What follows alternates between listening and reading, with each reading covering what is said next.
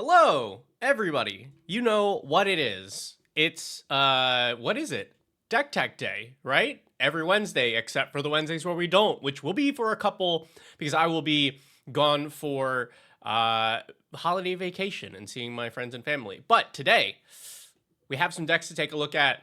And as always, you can catch me live on Wednesdays on the Decked Out Twitch. If anybody is looking to do a deck tech specifically today, right now, you can always go to the Ko-fi, and there are a couple slots left for today.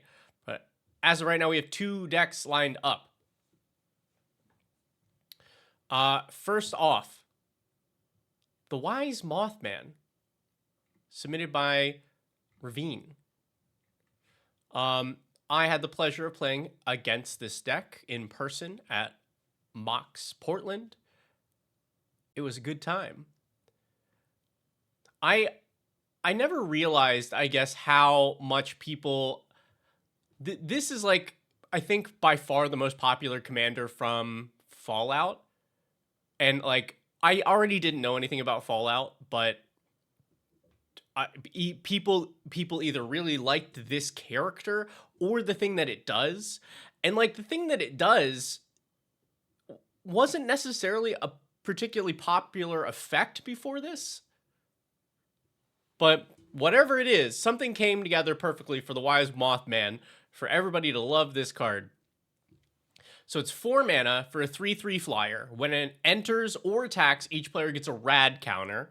And whenever one or more non-land cards are milled, you put a +1/+1 counter on each of up to X creatures, where X is the number of cards that were non-land cards that were milled. And rad counters specifically. We probably actually have we can probably look at the thing, I think, right? Does it put him in here? Yeah. Radiation. At the beginning of your pre-combat main phase, for each rad counter, you mill that many cards. And then if you hit a non-land, you lose a life, but you also remove a counter. So, at its base, Mothman, pretty good. Pretty good.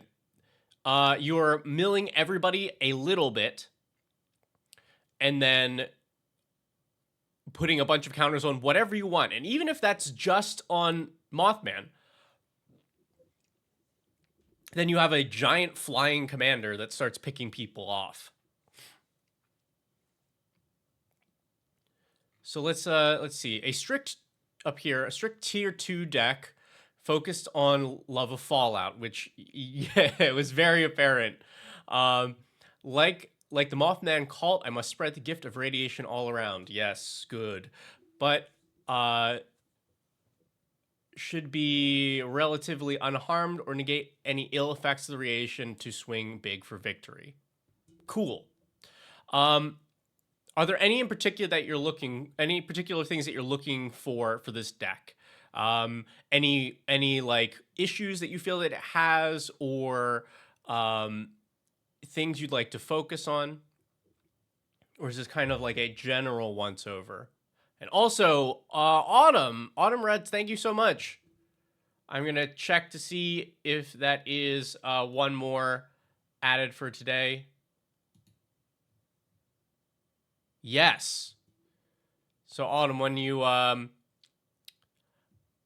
as soon as is convenient, either submit your deck list here in the chat or in the share your deck channel in the Discord. Optimization. Aspirant should be swapped.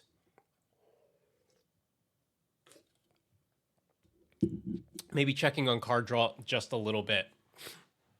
All right, well, let's see what you got in here. Let's take a look. All right, Ashiok. I do like this here. One of the risks on milling opponents is there are so many strategies, so many individual cards that benefit from cards in graveyard. So you do want to make sure that if you run into those cards or strategies, you have a way to deal with them. Well, let me grab that before I forget. Okay, cool. Thank you, Autumn. I've got your deck list.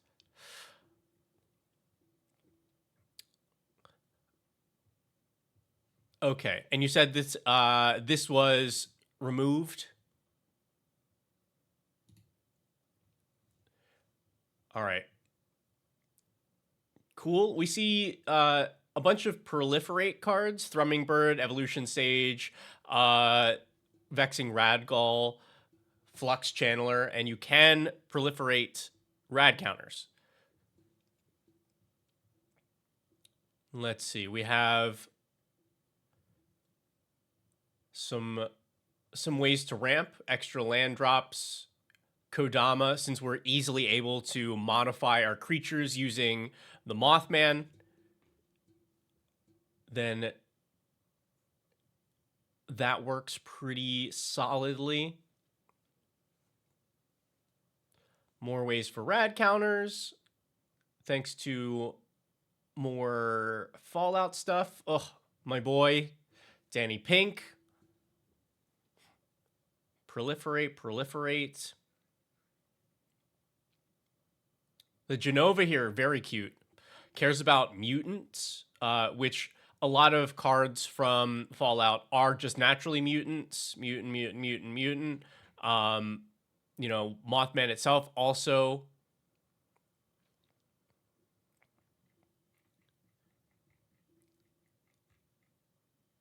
Also, if you get the Master Transcendent running, the token copies that it makes are also mutants, so that's some nice synergy.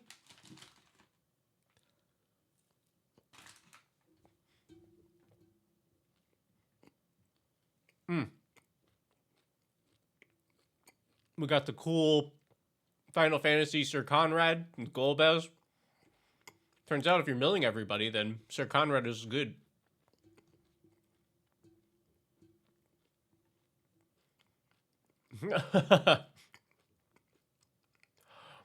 So we happen to have Kozilek and Ulamog here, which I'm gonna venture a guess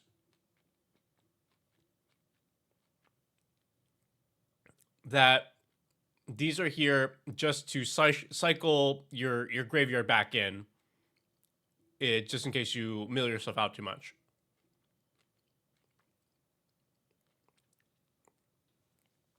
Did I cut that last part of the stream? What do you mean? Anti-mill strats. Oh, like you're just in case somebody's trying to mill you.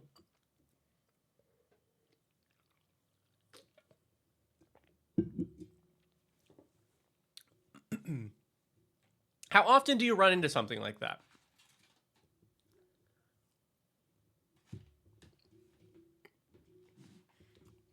Oh, the rest of the haircut?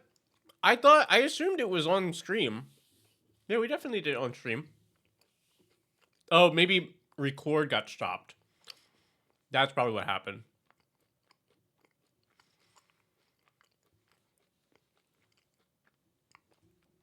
Oh, fair enough. Yeah, this is a fiance meta call. You know one person you're always going to be playing against. It makes sense.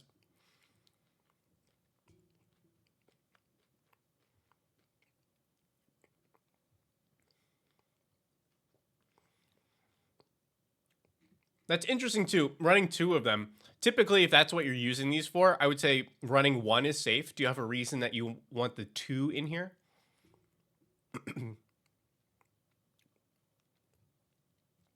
Let's see. If we're looking at sorceries, proliferate.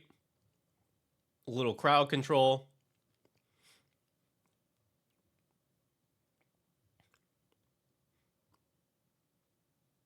Ghost Vacuum is a thing. I mean, Ghost Vacuum is a thing, but we're now in a very narrow range of situations. Like, you know, there's always an answer for something, but whether or not you run those things, so it would have to be, okay, I'm against a strategy that is like either actively milling me or drawing me so many cards that it's a problem. and they have instant speed graveyard interaction. But it's narrow. It's narrow. Now, if the reason is flavor, like they're giant mutant titans, then that I'm on board with. Let's see.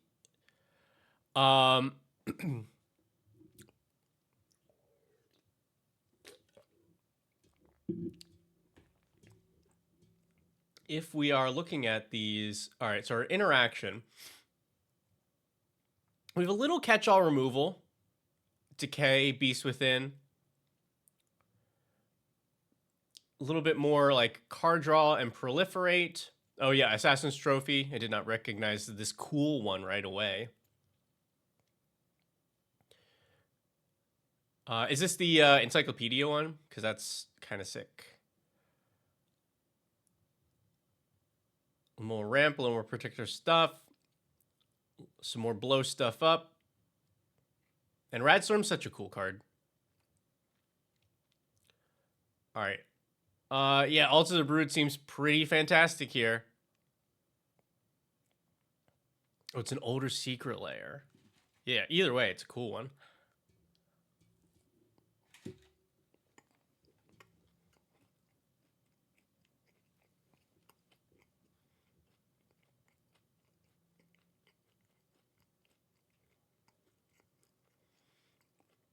Cool, cool.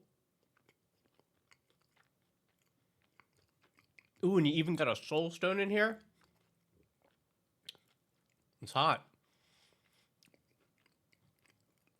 Because, like, even the harness ability synergizes with the deck. That's great. Okay. And then, yeah, adding some counters. Yeah, if you pull it, you gotta use it. But, like, I genuinely like it here because it's a usable mana rock.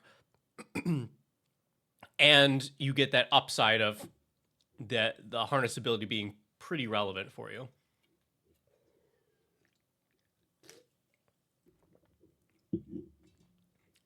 Okay.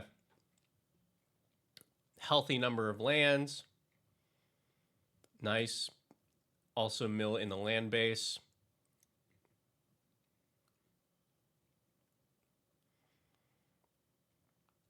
Okay.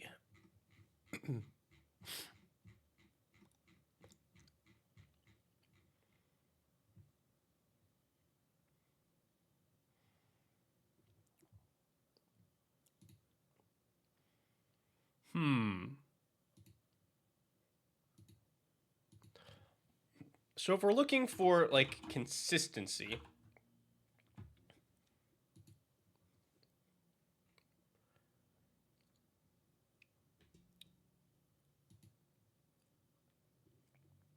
consistency is definitely a thing that I hear a lot about, you know, for as far as deck building or deck teching, and that can mean a lot of things. Sometimes it just means ramp or card draw. Sometimes it means not enough, like, cards dedicated to the strategy. And so, okay. So can you tell me a little bit more about how, what consistency problems you might be having with this? This usually just means, like, the thing that you want to do doesn't happen in enough games.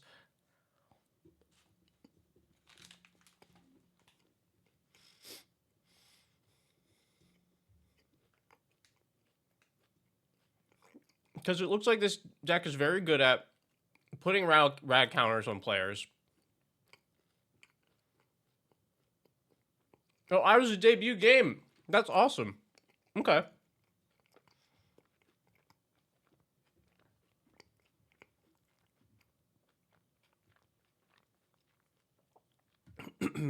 Then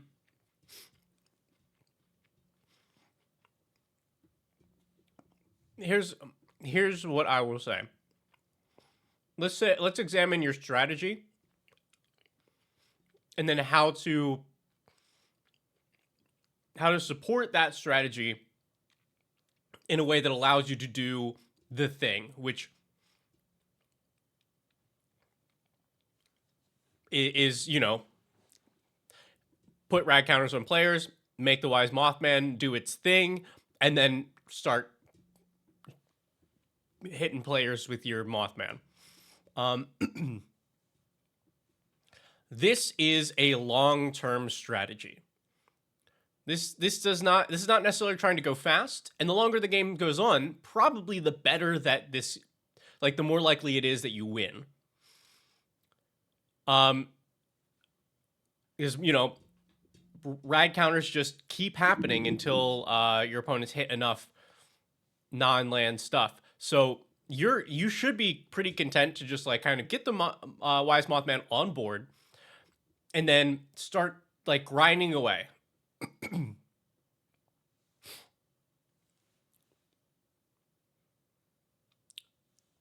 The strategy should be the end all. Yeah, exactly. So you should feel good about continuing to take your plays, even if you can't get the Mothman on board.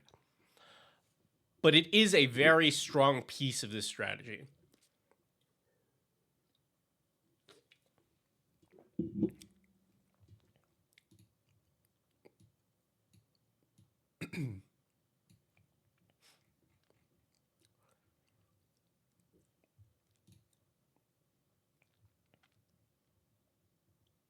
So let's talk about some of your early plays. We have only a few 2-drops but a good number of 3-drops to play before Mothman. As far as ramp goes, pretty light. Pretty light. I would definitely consider bumping that up a little bit. Whether it's you can take your choice of 2-mana ramp. I think it all will get the job done here, whether that's talismans or like Nature's Lore and 3 visits or rampant growth or whatever. But a lot of your impactful spells start at 4 and up. 1 being your commander, and then being able to like get the master or Danny on the board, or to be able to like get an early board wipe versus some of the more aggressive strategies. You have damnation, you have like being able to nuclear fallout for 2 seems pretty solid.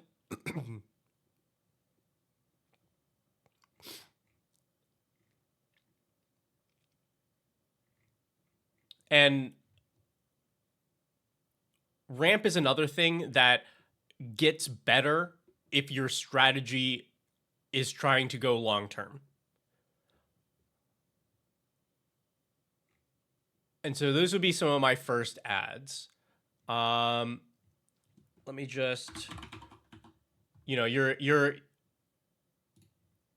think the best choices here would just be like Nature's Lore, 3 visits.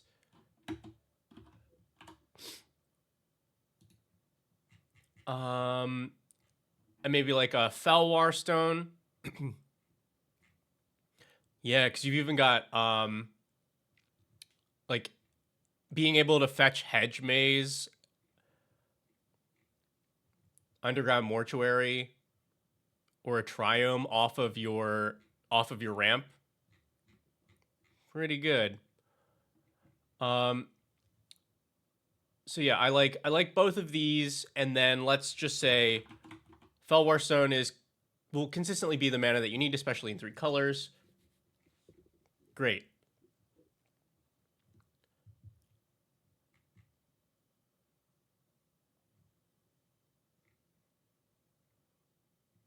Let's see.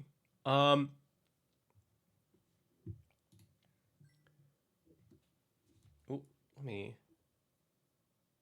I had a phone alert. We don't got time for that. Made this deck the day before its debut with on-hand cards. And hey, that's what we're here for. Like,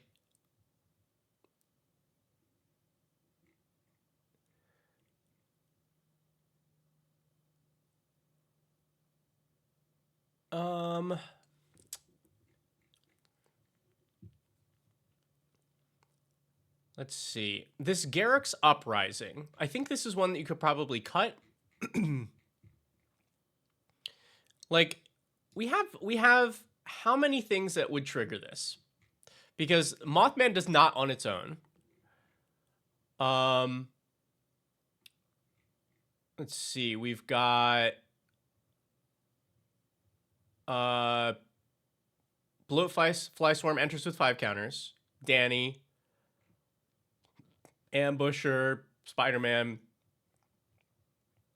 plus I guess you can count these. It does give trample. It do give trample, but I don't know that you necessarily need it here. Or if you do need it, you find it in other ways, because the threat you're going to have most often flies. You have other flyers to dump counters onto. Flyer, plants for hire.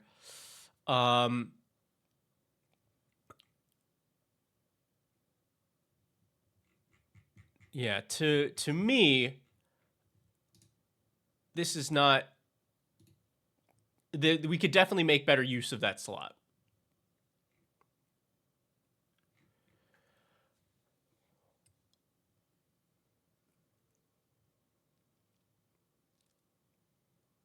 How do you feel about Survivor's med kit? This might be in here because it's thematic and cool.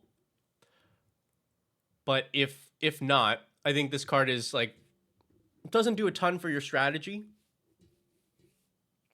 You even have the nightmare situation. So this is a thing that I haven't really gotten to touch on a lot with, but I am generally against including cards that beat your own strategy. Like if I'm playing a deck that cares about my graveyard, I will not run Bajuka Bog, because there are cards that can Uno reverse you. And I think this is the case of one of those. You have target player loses all rad counters. You don't want somebody to like deflecting swat this, or to like bring this back out of your graveyard or something. So if this makes you happy because of the theme, keep it. But if not, I would move that.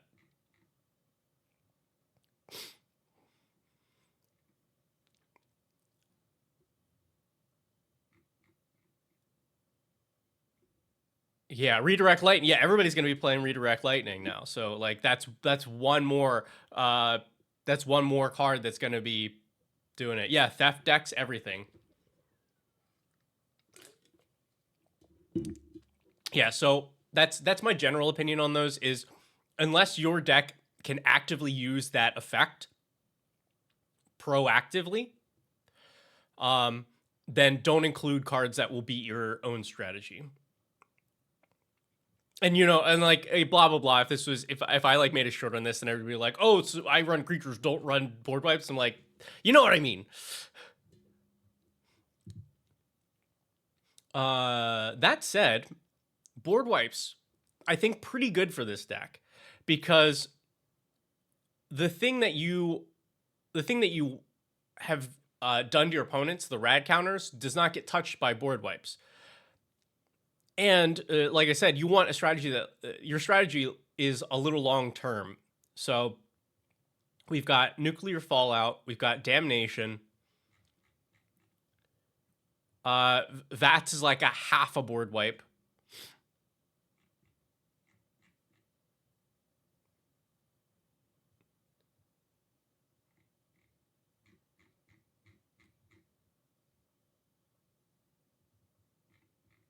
I would look for some other options. What's Singularity Rupture, right?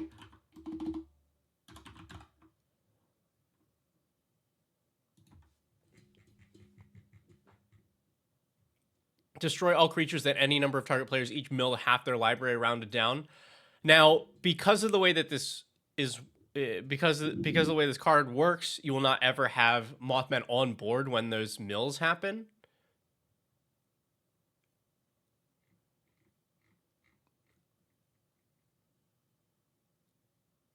Do you have other things that would care about that? Like after the fact? I'm trying to see. Because as it stands, I don't think this deck is milling anybody out. And I don't think that's what you're trying to do with it. But I'm trying to see if there's any benefit to your opponents having stuff in the graveyard. And as of right now, it looks like only reanimate. So conceptualize a deck for every Fallout commander. Oh my god, that's so many commanders! That set had a lot of cool commanders. I would say consider this. But even though it's thematic, actually we don't need that. 46. Good god.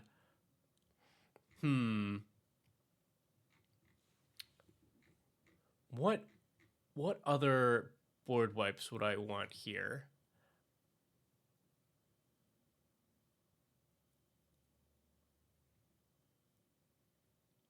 I'm trying to think what other board wipes like are a little bit maybe more selective and mill, or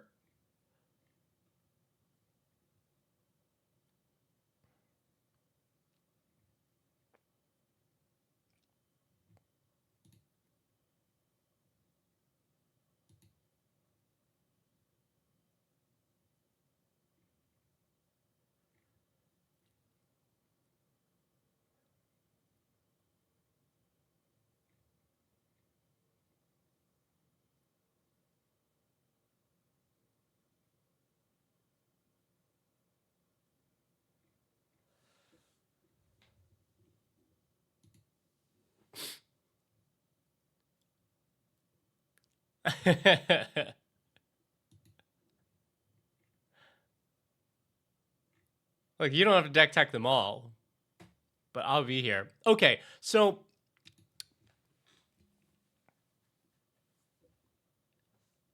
I think there are a couple directions that you could focus this deck a little bit more on, and that will help it to feel more consistent. Because right now, there are a couple things that are happening in the deck. There's stuff that there's stuff that deals with counters, right? We're giving players rad counters. We're putting +1s on our own stuff, so things like proliferate is helpful. But we're also concerned about the actual rad counters themselves. So we have certain cards that are like Feral Ghoul that are only dedicated to rad counters. We also have some things that care only specifically about the +1/+1 counters. We also have some things that are, I think, yeah, we have some stuff here for mill. Actually, no, we're pretty light on the mill part of it. And so I think choosing an avenue and focusing more on it will help. So I think this deck is a good like mill, like self mill, and then a secondary opponent mill deck. I think it makes for a good like proliferate deck.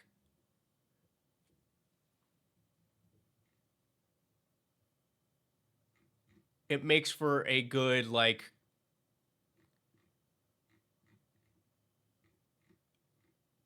aiming towards proliferating. Cool, then we can work with that.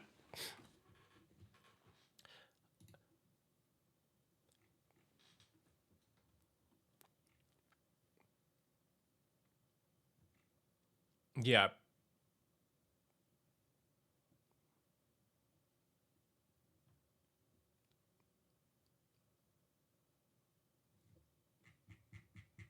If we are focused on proliferating, then I propose a card that I think is very cool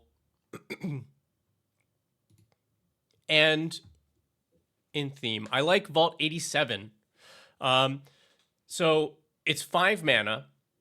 Chapter 1, you steal a creature until this goes away. Chapter 2, you put a counter on a creature you control and turn into a mutant. Chapter 3, draw cards equal to the greatest power among mutants you control. So I would be reluctant to play this in a deck that doesn't have a way to speed it up. But if you're focused on proliferating, that means that you can get to the end of this a little faster than normal. You play it, you steal a creature. Let's say you proliferate once. That on the next turn you're going to get to draw cards. So this covers the slight lack of card draw in the deck and gives you some proliferate synergies. And you get to steal somebody's creature for a turn. And it's Fallout.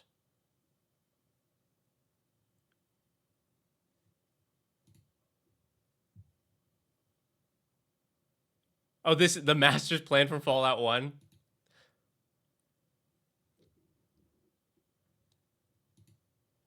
Yes, you can always proliferate to get to the next chapter. So, like, very likely you could get to the end quickly. Right,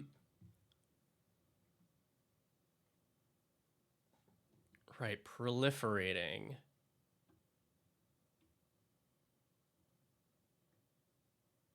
Oh, yeah.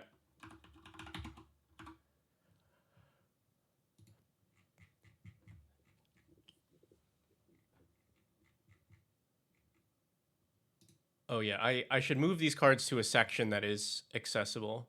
Okay, let me go. These will go to considering. And then sideboard will be the cards that I'll suggest. Hollow Merc Siege. Both of these are good options. Either Sultai, when a counter is put on a creature you control, draw a card.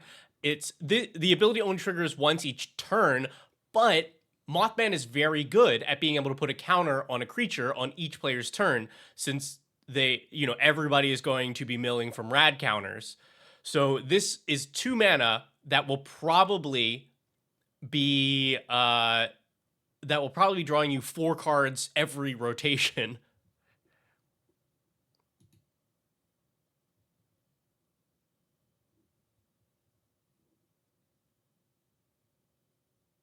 Hi, Schultz. Yeah, and then also, if you are good on card draw, Abzan, when you attack, put a counter on an attacking creature and give it menace.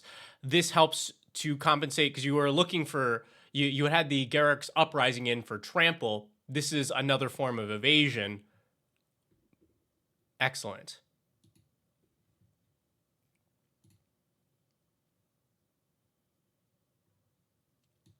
Herald of Secret Streams, too much to tech in. I don't think that it's too much, but so that to me is not an important angle of this strategy. So for those of you out there, Herald of Secret Streams, creatures you control with +1/+1 counter on them can't be blocked. And we are very easily able to put counters on all of our stuff. So, all of our creatures are unblockable. This, I don't think you need. Again, a lot of your creatures have evasion tacked onto them.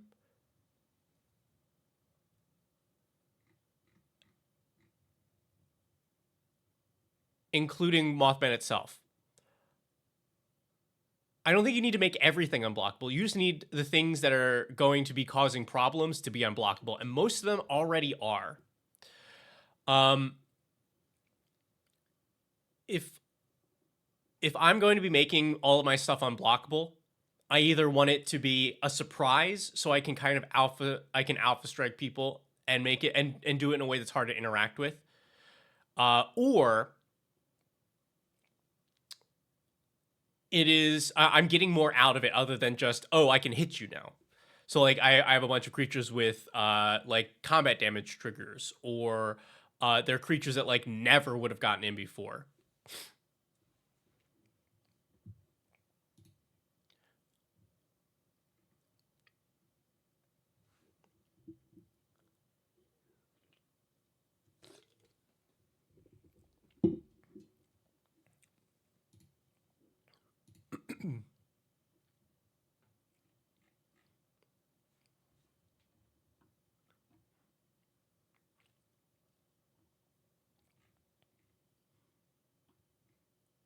um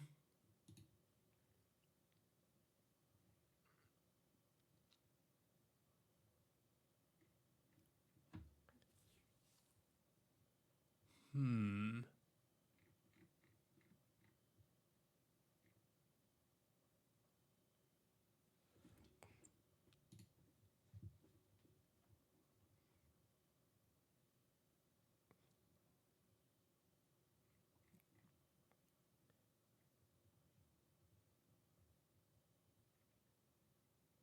yeah, let's see. Oh, I also think you can trim this Dryad of the Elysian Grove.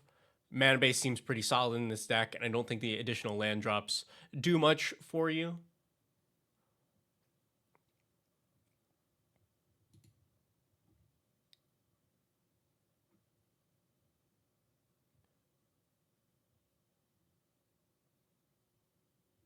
Let's see, do we have other proliferate things that we're missing? Oh, it's I think Dr. Ryan, you had mentioned ripples earlier. Yeah, like this. If that's not already in here, it definitely should be. This is a personal favorite. The card's just really good. So for 2 mana, you get proliferate, which is already a pretty solid rate at instant speed. And then you can phase out any number of things that you proliferated of yours. So this serves so many purposes. Sometimes you just need to proliferate. Sometimes this saves your whole board. You know, it's real good.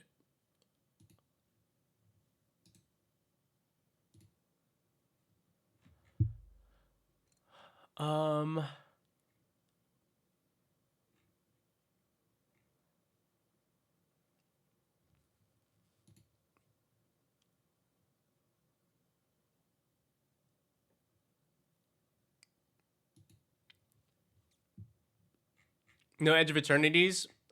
You should check because Ripples this is a reprint for it. I'm trying to remember what the other one. It was also in Lost Caverns Commander. It's in the Merfolk Precon. But definitely consider that.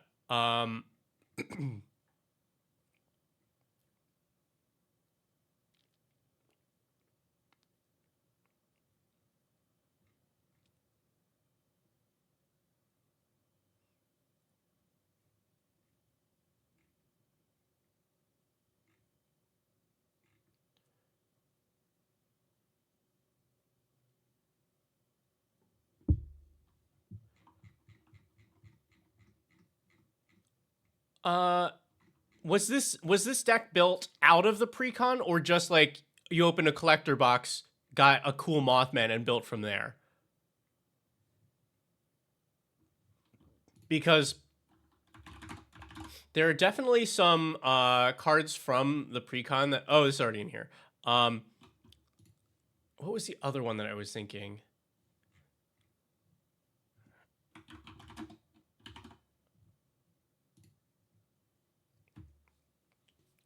Like Agent Frank Horrigan. This would perform very well here. Like, it is expensive, but we are aiming to get to the late game. It is very good at making your opponents dead because you stack up Mothman counters onto it. It swings, it has trample, it's indestructible. But also, you get the ETB and attack proliferate twice. So this all around does everything you want. Also, the card is cool.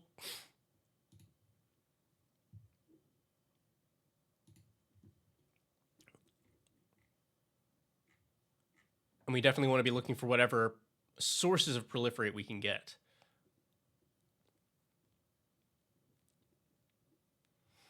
The other thing that's nice is, I'll suggest this, you should be running more reanimate stuff. Particularly if it hits everybody's graveyards. And this makes a really good reanimate target.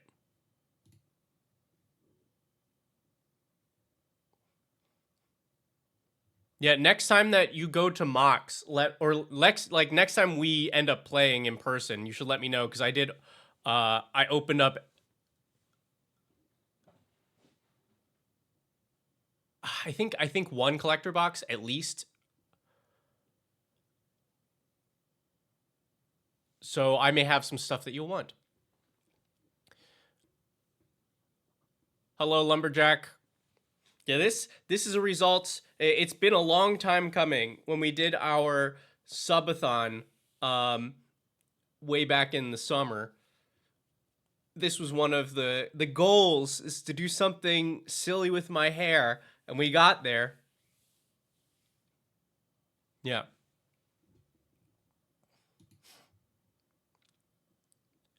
And we finally got there on our girl's birthday.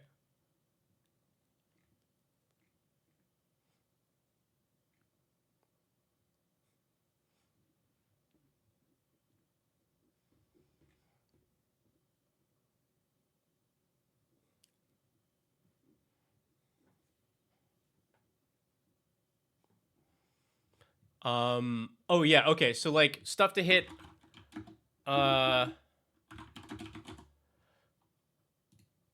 really like Animate Dead here.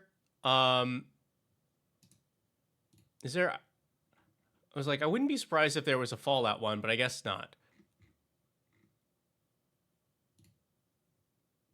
But there you go, that's pretty accessible.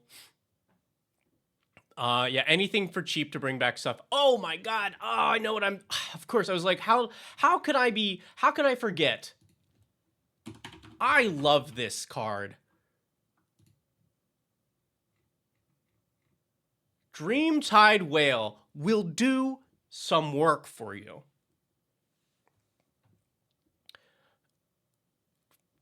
Number one, it says, don't attack me. For 3 mana, you put a 7/5 out.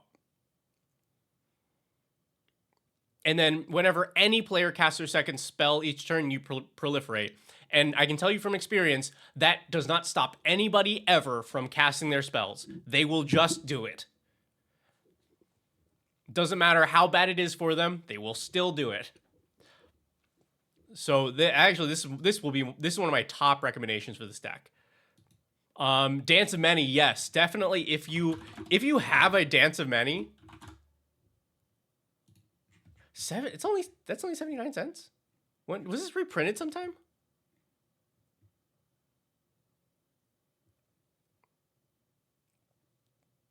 But yeah, definitely Dance of Many. Or what's you know, I was thinking Dance of the Dead.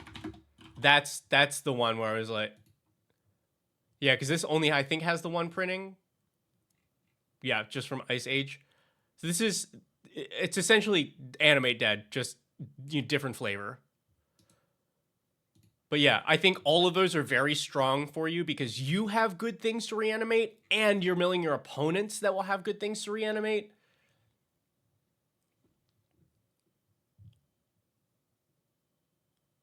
Hello, Jesus. Let's see. You have Evolution Witness here. I would include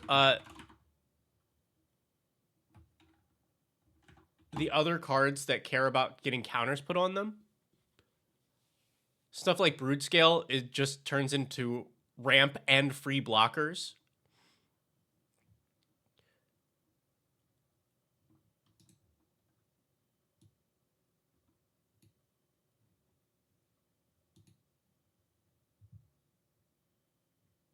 Oh, stealing stuff is just fun.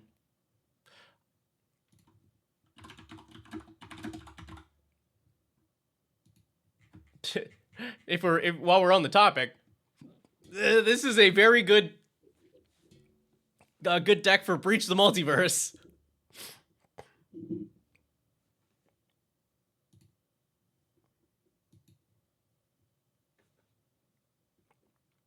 Like, you mill everybody for a bunch, and you get the best card out of everybody's thing. This card often ends games, and that is a good deal for 7 mana.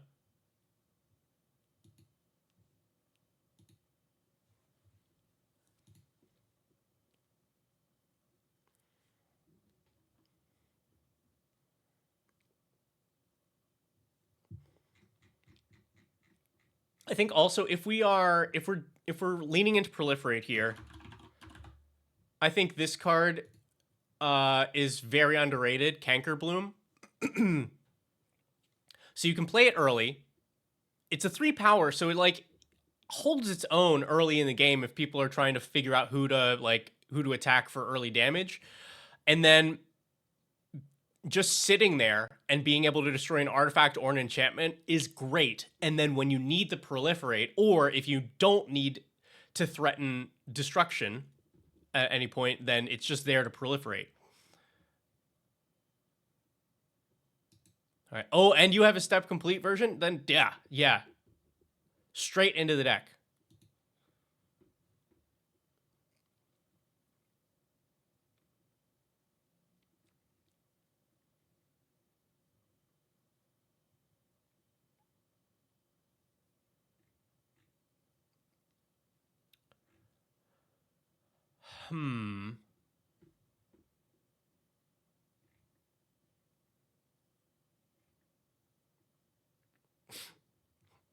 Oh, you know what's funny? Is you should run Birds of Paradise in everything. Like, pretty much every deck that's got green should run a Birds of Paradise. But this one in particular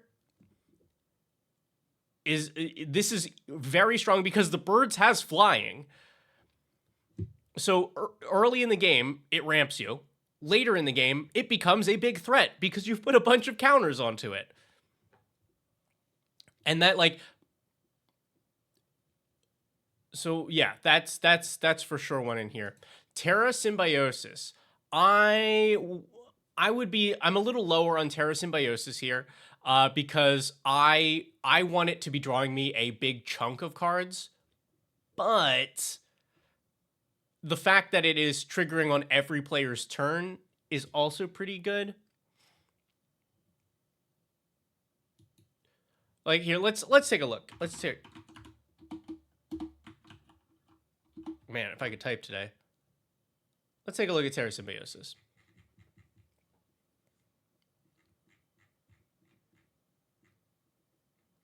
So when you put one or more counters on a creature you control, you can draw that many cards, and you do this only once each turn.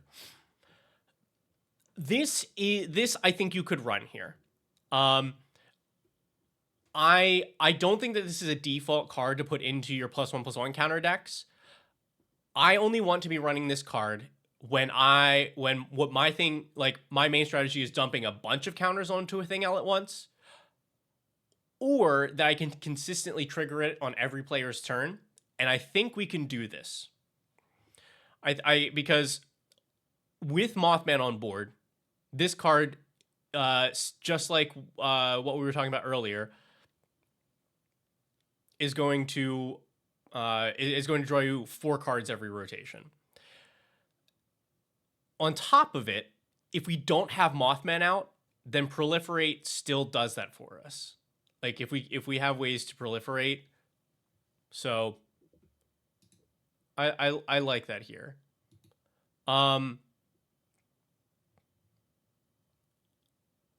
Yeah, or Ouroboros, if you've got it.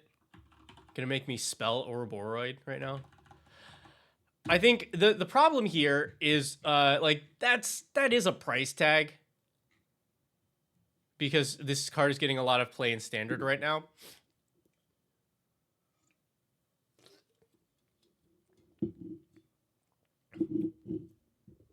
Oh my god. That's your mind is terrifying, but We'll move that to the sideboard. If you do get one, of course, it would be very, very good here. Yeah, that thing shot up because it's one of it. You need 4 copies of it for the decks that are running it, and there are actually a bunch of decks that are running it. They're not like top tier, but a lot of people like the decks. So for the most part, it's like, oh, all right, I play Badger Mole Cub on turn 2, and then on turn 3, I play Ouroboros, and it puts a bunch of stuff, and now you have to deal with my 3 creatures that, you know, God forbid you play Llanowar Elves on turn 1. But yeah.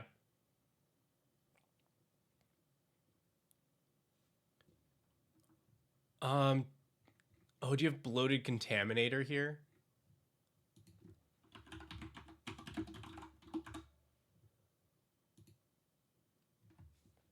Yeah, here we go. You remove Deathrite Shaman. Should you return it? I think yes.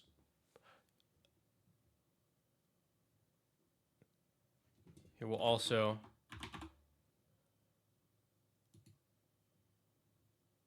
So yeah, we'll start here. So you were running some fetch lands, I saw.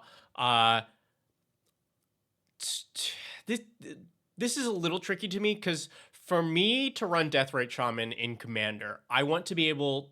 I want it to be very likely that I can tap it for mana on my next turn. So let's just see how many lands you have that would allow you to do that. Passage, kind of. I mean, like, it wouldn't work if you play it turn 1, but you can play it on the next turn. You have Misty, Polluted Delta, Catacombs.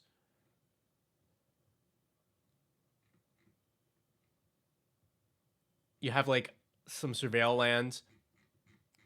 I don't think it has to be an auto include here, but like I definitely like the birds better. But yeah, also Bloated Contaminator hits a player, proliferates. It also is a 4/4 with trample for 3. This also carries counters very well. That seems like a home run. Hello, Big Ben. How do you share your deck? These are all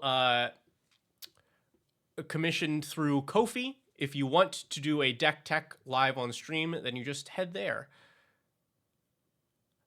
For the mess up birds idea? No. Like, I am here for it.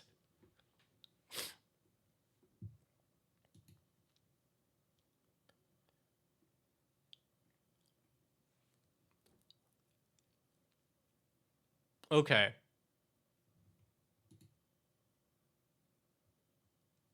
As soon as someone sees toxic and proliferation, yeah, I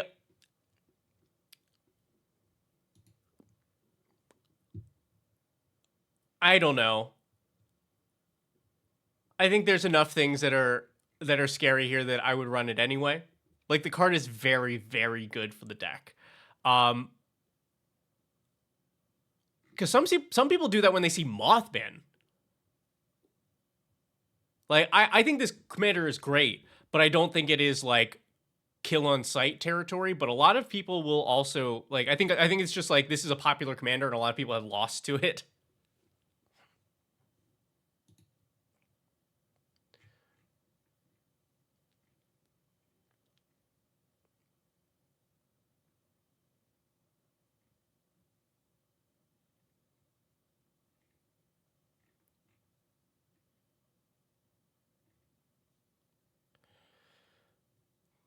Hmm.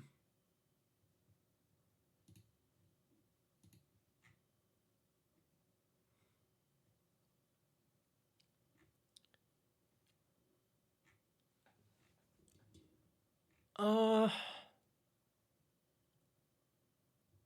all right. So there's also a couple little like just quality of life things. I would run